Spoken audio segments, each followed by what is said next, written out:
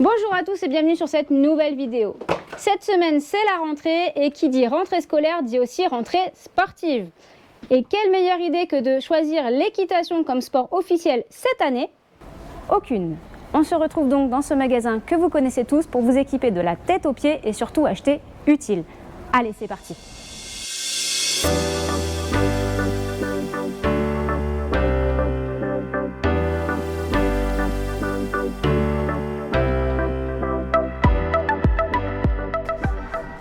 Commençons par les pieds. Il existe plusieurs styles de bottes ou boots. Voici mon conseil. Si vous êtes dans une région un peu pluvieuse, il est certain que les bottes en caoutchouc seront plus adaptées. Si vous êtes comme moi dans une région où il fait bon quasiment toute l'année et très chaud l'été, je vous conseille de prendre plutôt des boots et des mini chaps. Pour ma part, je préfère les boots en cuir. Elles sont plus confortables et un peu plus solides si on se fait marcher sur le pied par le cheval que des boots en plastique qui sont relativement fines.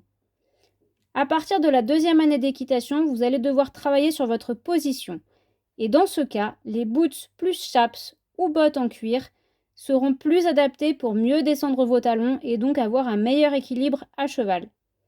Pour la tenue, je suis adepte des pantalons d'équitation premier prix car je les abîme beaucoup avec tout ce que je fais en dehors de ma pratique équestre. Alors je conçois que ce ne sont pas forcément les plus confortables, mais je trouve qu'ils font quand même tous le job. Une chose importante à ajouter à votre liste, les chaussettes hautes. C'est impératif. Les chaussettes toujours par-dessus le pantalon. Cela permet de mieux enfiler les bottes et d'éviter que le pantalon remonte quand vous êtes à cheval. Pour le haut, on s'adapte aux saisons, le tout c'est d'avoir au moins les épaules couvertes. Parlons maintenant sécurité. L'équitation est un sport qui peut être à risque. Je dis qui peut car ça dépend beaucoup de l'enseignant et du centre équestre choisi. Voilà pourquoi il faut bien choisir son club et toujours faire un ou plusieurs essais avant de s'inscrire pour l'année. Certains clubs exigent que tous les cavaliers portent un protège-dos. Il y en a de différents styles. Personnellement, j'opterai plutôt pour un gilet qui protège autant les côtes que les épaules, que le dos, jusqu'au bassin. Sachez une chose, c'est qu'environ un tiers des cavaliers chutent sur la partie où il n'y a pas de protection, c'est-à-dire cette partie-là. Mais dans tous les cas, il vaut mieux avoir un peu chaud et être protégé plutôt que l'inverse. Le protège-dos doit venir effleurer la selle lorsque le cavalier est assis. Il existe aussi des gilets airbag, mais c'est un autre budget. Et la chose que je leur reproche, c'est que si jamais c'est le cheval qui tombe et que le cavalier reste dessus, il ne se déclenche pas.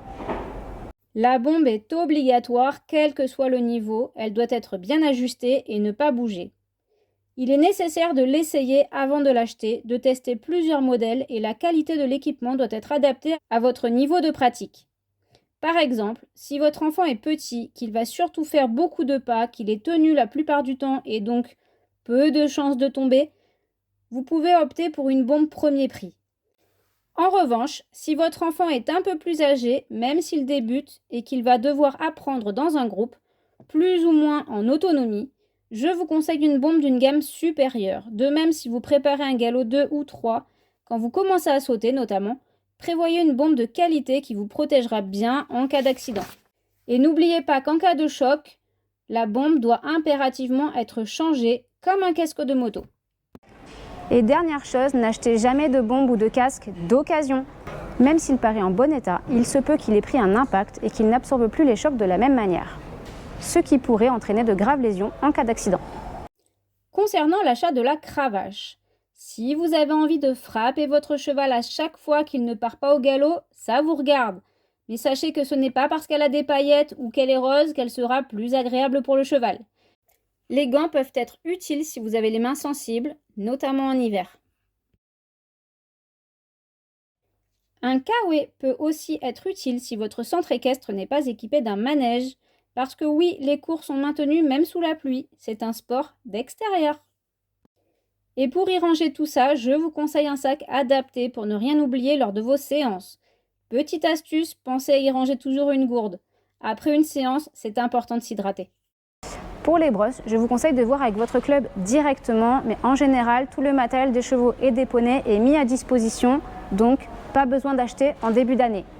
Mais vous pouvez le marquer sur la liste de Noël ou de votre prochain anniversaire. De même que le livre de préparation au galop pour accroître votre culture générale équestre ou un licol, un tapis, des guêtres, etc. Les bonbons pour chevaux, c'est pareil. Demandez à votre club s'il les autorise. Et si c'est le cas, 2 choses. Pensez à les distribuer avec modération. Comme pour nous, si les chevaux en mangent trop, ça peut les rendre malades. Et deuxième chose, attention si vous les gardez dans votre sac, qu'ils ne moisissent pas ou ne se périment pas. Avant que cela arrive, pensez à les donner à votre enseignant qui en fera bon usage avant d'être obligé de les jeter. Mais à noter qu'une carotte est toujours meilleure pour la santé du cheval qu'un bonbon industriel. Cette vidéo se termine. J'espère que vous trouverez tout ce qu'il vous faut dans vos magasins Decathlon. N'oubliez pas de liker, de commenter, de partager et surtout de vous abonner à la chaîne. Je vous souhaite une belle année scolaire et sportive et on se retrouve désormais tous les lundis à 17 h pour une nouvelle vidéo.